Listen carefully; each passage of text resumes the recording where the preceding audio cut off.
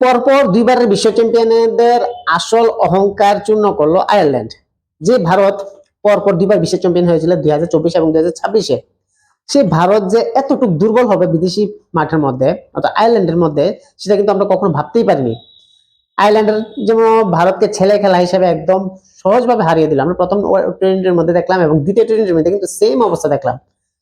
কোনো এক্সট্রা কোনো এফোর্ট নাই, মানে আয়ারল্যান্ডের কাছে সম্পূর্ণভাবে আত্মসমর্পণ করে দিল ভারত। ঠিক এমনই কিন্তু তাদের খেলা দেখে বুঝলাম যে ভারত রোহিত শর্মার নেতৃত্বে 2024-এ এক দাপটে কিন্তু টি-20 ওয়ার্ল্ড কাপটা চ্যাম্পিয়ন হয়েছিল। 2026-এ ভারতীয় কন্ডিশনে দুর্দান্ত ব্যাটিং করে সেখানে ভারত চ্যাম্পিয়ন হয়েছিল। কিন্তু আয়ারল্যান্ডের এগেনস্টে বিশ্ব চ্যাম্পিয়ন হওয়ার পরের ম্যাচেই কিন্তু এই অবস্থা। কেন ভারতের টিমের বর্তমান অবস্থা এত শোচনীয় কেন? যে বিশ্বের সমগ্র বিশ্বে ভারত নিয়ে চর্চা করতো, ভারতের ক্রিকেটকে ফলো করার কথা বলতো প্রত্যেকটা দেশের মধ্যে, যে ভারত কিরকম ভাবে শক্তিশালী হয়ে উঠছে, একটা জায়ান্ট হিসাবে উঠছে অস্ট্রেলিয়া ইংল্যান্ডের মতো, সেখানে ভারতের আসল চিত্র কিন্তু আয়ারল্যান্ড দেখিয়ে দিল এই সিরিজের মাধ্যমে। একদম হোয়াইট ওয়াশ। বিশ্ব ক্রিকেটের ইতিহাসে ভারতের মতো একটা টিম একটা অ্যাসোসিয়েট নেশনের কাছে হোয়াইট ওয়াশ হবে, এটা কোনোদিন কেউ কল্পনা পর্যন্ত করেনি। যদিও ক্রিকেটে হতে পারে, কিন্তু একটা ফাইট ব্যাক তো আমরা দেখতে পাবো। প্রথম টি-20 মধ্যে কিন্তু সেই ফাইট ব্যাকটা দেখতে পেলেন না, এবং গতকালকে যেটা হলো 1 রানের জন্য হারলো, শেষের দিকে ফাইট ব্যাক। কিন্তু সম্পূর্ণ সিরিজের মধ্যে অর্থাৎ 2 ম্যাচের মধ্যে কিন্তু কোনো ব্যাটাররা যদি আমরা দেখি, যা মন মানে খুব খুশি খেলেছে। মিডল অর্ডার ব্যাটিং স্ট্রেংথ নাই, টপ অর্ডার তো কি বলবো। গতকালকে 2 ব্যাটসম্যান 0 করে out, Sanju Samson, Abhishek Sharma. Team ম্যানেজমেন্টের কি হলো? প্রথম ম্যাচে এভাবে হারার পরে দ্বিতীয় ম্যাচে কেন তারা সেরকম ভাবে শুধরালো না?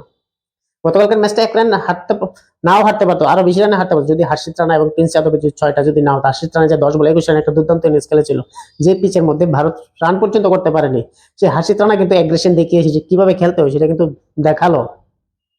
কিন্তু টপ অর্ডার ব্যাটসম্যান স্পেশালি আমি যদি বলি, তিলক বর্মার উইকেটটা মেইন ছিল। তিলক বর্মা এতটুকু খেলার পরে যে উইকেটটা যখন দিয়ে দিল, তখনই কিন্তু ম্যাচ এখানে শেষ হয়ে গেল। তিলক বর্মার মতো একটা ব্যাটার কখনো এই মুভমেন্টে টিমকে ছেড়ে যেতে পারে না বা টিমের হাল ছাড়তে পারে না। Gautam Gambhir as a coach হিসাবে যেসব রেকর্ডগুলি করেছে, মানে এটা কি বলবো, ভারতের অন্য কোনো দেশের বা ভারতের নিজস্ব দেশের যে কোচ, স্বদেশি কোচ, কেউই এরকম বাজে রেকর্ড নেই। গৌতম গম্ভীরের রেকর্ড নিয়ে আমি আলাদা একটা ভিডিও করবো। Gautam Gambhir as a coach হিসেবে কি কি অ্যাচিভমেন্ট করেছে আর কি কি মানে খারাপ করেছে, যেগুলি রেকর্ড হিস্ট্রি তৈরি করেছে, যেমন আয়ারল্যান্ডের সিরিজ একটা, নিউজিল্যান্ডের সঙ্গে হোয়াইট ওয়াশ একটা, এটা নিয়ে আলাদা একটা ভিডিও করবো। কিন্তু ম্যানেজমেন্ট এত কেয়ারলেস কি করে হয়? একটা ইনফর্ম ব্যাটার বৈভব সূর্যবংশী, যার ব্যাটে কন্টিনিউ রান আসছে, রাজস্থানের রয়্যালসের হয়ে আইপিএল এর মধ্যে 776 রান করলো, অবশ্য পিচ আলাদা, কিন্তু সে খুব বয়স কম বলে তাকে কেন ডেবিউ করালো না? গতকালকের ম্যাচে তো দেখলাম প্রসিদ্ধ কৃষ্ণা বাদ দেওয়া হলো, ওয়াশিংটন সুন্দরকে বাদ দেওয়া হলো, তাহলে সঞ্জু স্যামসনকে কেন টিমের মধ্যে রাখা হলো?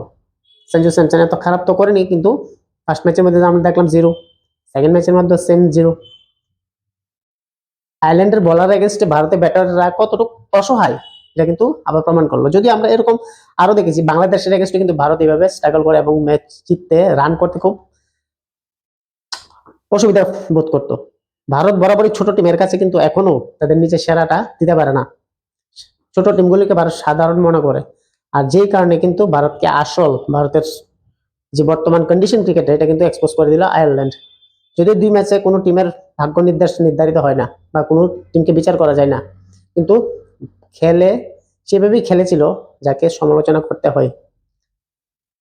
ভারত সমালোচনা ভারত সমালোচনা করার কিন্তু কাজটা করেছে সেরকম। ক্যাপ্টেন্সি কি বলবো, Suryakumar Yadav as a world cup winner captain হিসেবে যখন ভারতকে জিতিয়েছিল, তারপরের ম্যাচে কিন্তু সূর্যকুমার যাদব নাই, টিম প্লেইং 11-এ নেই। কেন ক্যাপ্টেন্সি থেকে বাদ দেওয়া হলো, কেন প্লেইং 11 থেকে বাদ দিল, তার কোনো এক্সকিউজ নেই।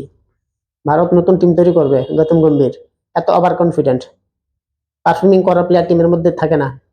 তিলক বর্মার জায়গার মধ্যে অন্য কোনো প্লেয়ার যদি থাকতো বা রাজত পাতিদার যদি থাকতো, হয়তো আমরা দেখতে পারতাম কিছুটা একটা আমরা হতো। বাট টিমের মধ্যে এরকম কন্ডিশন হয়ে আছে বা সিলেক্টররা বা কোচ সেভাবে মাইন্ডসেট করে রেখেছে যে তাদের ফেভারিট প্লেয়ার ছাড়া সেখানে টুর্নামেন্টে খেলতে যাবে না বা টিম সিলেকশন করা যাবে না।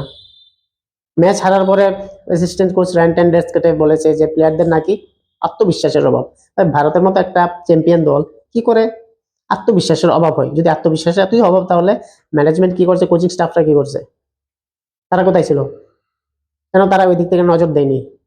আয়ারল্যান্ড ভারতকে যে শিক্ষা দিল, এটা মনে হয় না ওয়ার্ল্ড ক্রিকেটের কোনো নিচু টিম এমন শিক্ষা দিতে পারলো। এক কথায় বলতে গেলে সাপাটে একটা চর মারলো, যে ভারত একসঙ্গে 3টা বা 4টা দল তৈরি করতে পারবে এবং 4টা দলই কিন্তু খুব শক্তিশালী হবে। সে ভারতের আসল জায়গা চিনিয়ে দিল আয়ারল্যান্ড। 2 ম্যাচের সিরিজ, প্রথম ম্যাচেই হার 34 রানে এবং দ্বিতীয় ম্যাচে 1 রানে। আয়ারল্যান্ডের ঐতিহাসিক জয় ভারতের কাছে লজ্জার বলতে কিছুই নেই, এত লজ্জিত হওয়ার একটা ব্যাপার। আর আয়ারল্যান্ডের কাছে এটা গৌরবের বিষয়। কেন? আয়ারল্যান্ডের মতো একটা অ্যাসোসিয়েট টিম, যারা নিচু সারির একটা টিম, তারা ভারতের মতো একটা চ্যাম্পিয়ন দলকে, তাও আবার পরপর 2বার চ্যাম্পিয়ন হওয়া দলকে এভাবে হারালো। এর থেকে কি আর খারাপ কিছু আছে? লজ্জাও হওয়ার কিছু আছে? ভারতের বর্তমান কন্ডিশন, টেস্ট ক্রিকেট তো কি বলবো, খুব খারাপ অবস্থা। ওডি ক্রিকেটে রোহিত শর্মা বিরাট কোহলি দলিতে মোটামুটি চলে যাচ্ছে, কিন্তু টি20 ক্রিকেটে যে বর্তমানে পরিস্থিতি শুরু হয়েছে, আমার মনে হয় না ইংল্যান্ড ট্যুরের মধ্যে ভারত একটা ম্যাচও জিততে পারে। আয়ারল্যান্ড কন্ডিশনে যে অবস্থা, বিসিসিআই বা কোচ গম্ভীর যদি কোনো হিউজ স্টেপস না নেয় বা প্লেয়ারদের যদি ঠিক করে মাইন্ডসেট ঠিক করতে না পারে বা তাদের কনফিডেন্স দিতে না পারে, তাহলে কিন্তু তারা অসহায়। ইংল্যান্ড বরাবরই তাদের ঘরের মাঠে টেস্ট ক্রিকেট যেভাবে খেলে আমরা দেখলাম, তার টেস্টের মধ্যে নিউজিল্যান্ডের এগেনস্টে বাজবল ক্রিকেট, সেই ইংল্যান্ড কিন্তু টি20তে ভারতকে ছাড়বে না।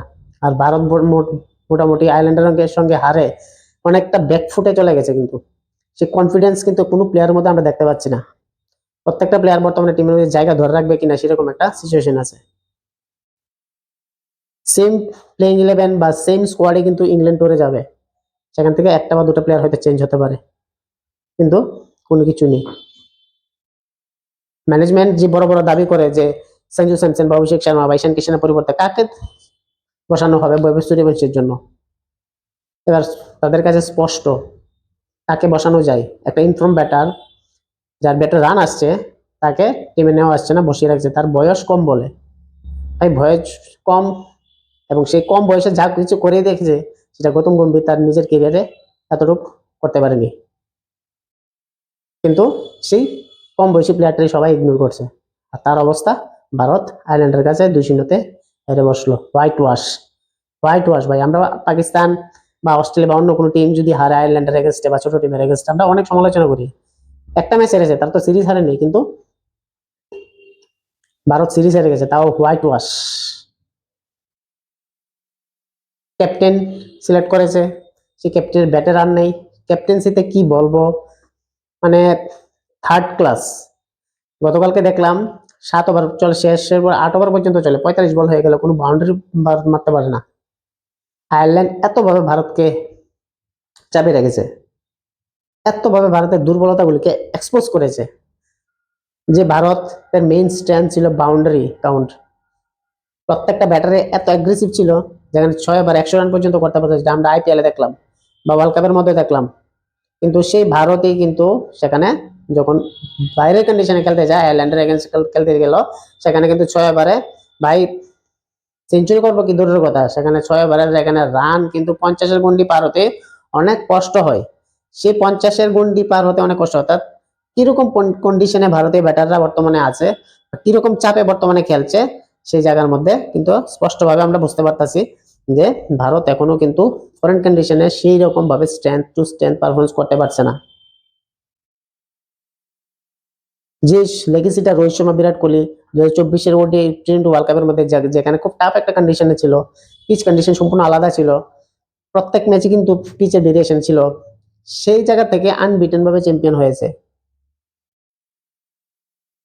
তাহলে বর্তমানে ভারতের টিমের দুর্বলতা কোথায়? সেই অ্যাগ্রেসিভ মাইন্ডসেট, কিন্তু তারা কন্ডিশন ওয়াইজ কিন্তু তারা খেলতে পারেনি। অ্যাগ্রেসিভ মাইন্ডসেট থাকলেই হয় না ভাই, কন্ডিশন বুঝে কিন্তু সেখানে খেলতে হয়। আর সেটাই, সেই ভুলটা কিন্তু ভারতের টিম করেছে। আমরা যা দেখলাম, বল শট বা রানিং বিটুইন দ্য উইকেট হোক বা সিঙ্গেল রুটেড হোক, কোনোটি ঠিকভাবে করতে পারেনি। আপনাদের কি মনে হয় এই হারের জন্য কে দায়ী? কোচ গম্ভীর, না প্লেয়ার, নাকি ভারতের আগ্রাসন বা কন্ডিশন ওয়াইজ ভারত সেভাবে নিজেকে মেলায় ধরতে পারেনি? কমেন্টে জানাবেন। ভিডিওটি ভালো লাগলে অবশ্যই চ্যানেলটি লাইক করবেন, সাবস্ক্রাইব করবেন, লাইক করবেন এবং কমেন্টে জানাবেন। ধন্যবাদ।